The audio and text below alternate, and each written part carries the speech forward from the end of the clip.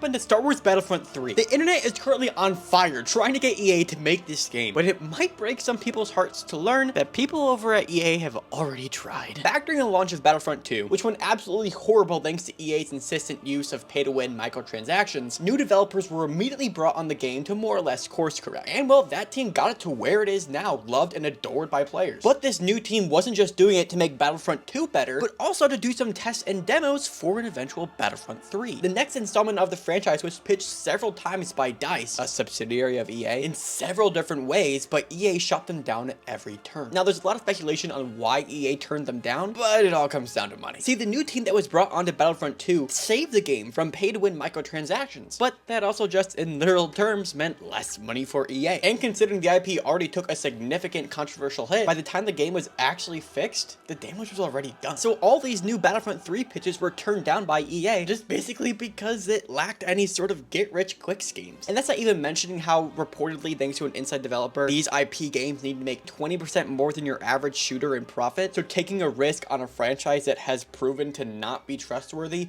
isn't necessarily something EA is known for. And although since the game's release, several of the lead developers have left DICE, the game as of this moment is getting huge record-breaking peaks in player counts. So this might be like a Snyder Cut situation, and if we keep on asking, who knows? Alright, that's all for today. Follow for more.